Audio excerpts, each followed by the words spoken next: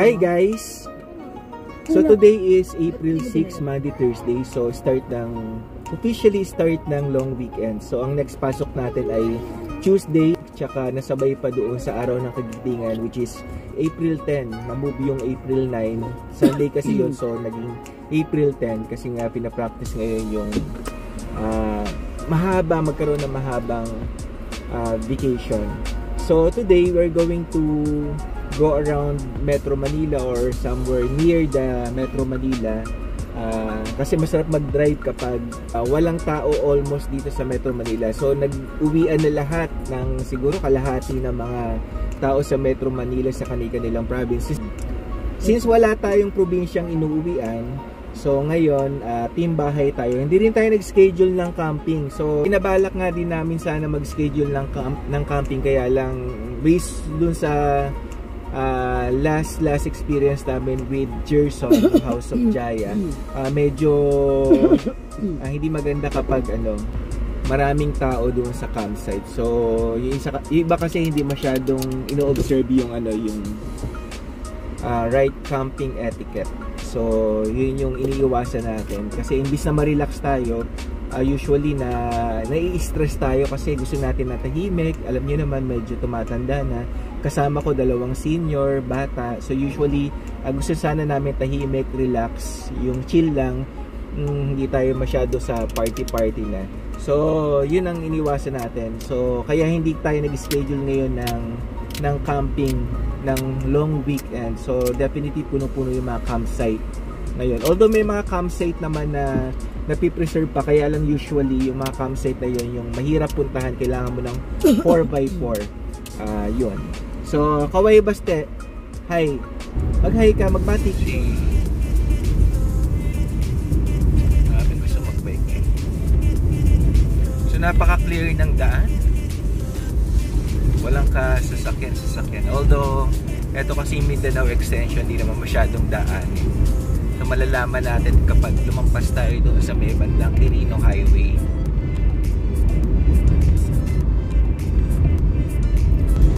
So okay guys, ngayon currently nandito tayo ngayon sa kabahan ng Mindanao Avenue, going sa Patray-Noma area. So usually pag ganitong oras medyo traffic at maraming sasakyan, pero ngayon parang wala talagang halos sasakyan. So may pailan-ilan. So siguro kagaya namin na naghahanap lang na mapupuntahan kasi nga long weekend. So usually mga tao kapag long weekend naman, di rin naman nag-stay sa bahay. So yung iba nagpapahinga, pero kami usually ay naghahanap ng mapupuntahan kasi nakakainip din sa bahay. Siguro sa bukas na lang or sa Saturday, doon kami mag-stay sa bahay at kakain-kain lang. So ingat lang siguro sa pag-drive, so dahil maluwag yung daan, maraming mabibilis mag-drive. So nandito ngayon tayo sa Charbel area, sa bahay ni Sarah Geronimo.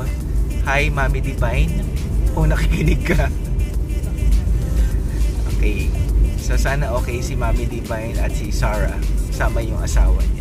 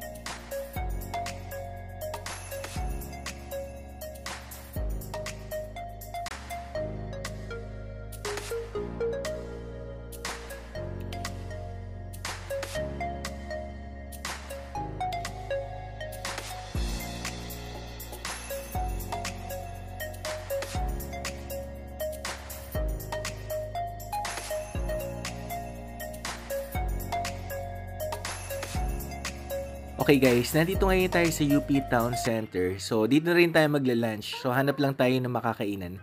Marami namang mga bukas na restaurant ngayon.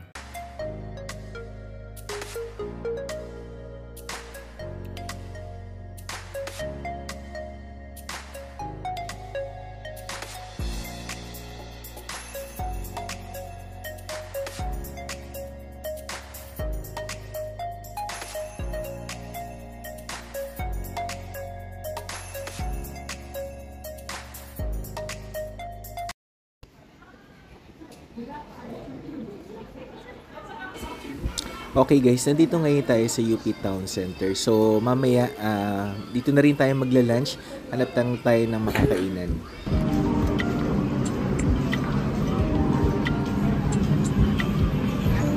Okay guys, nandito ngayon tayo sa yung Kuya Korean na tatry sana natin kainan. Close. So close siya guys. So try tayo ng iba.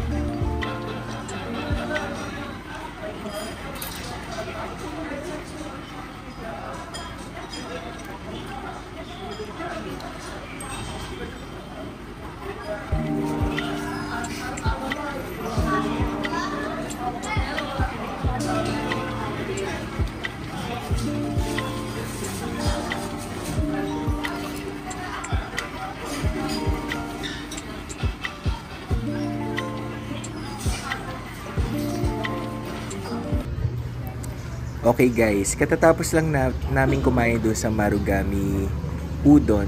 So, masarap naman siya. Actually, nagki-crave ako sa sa ramen. So kaya tinry namin kumain dun. Pero kinorek ako ng sister ko kanina. Sabi niya magkaiba daw yung ramen tsaka udon. So yun. Para kasi sa akin pare-pareho lang sila basta noodles, so parang ramen kahit anong tawag. So yun nga, nakorek ako kanina.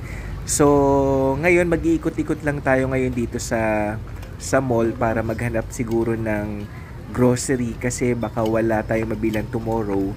Tsaka until Sunday, baka sa Sunday pa or Saturday magbukas yung mga mall.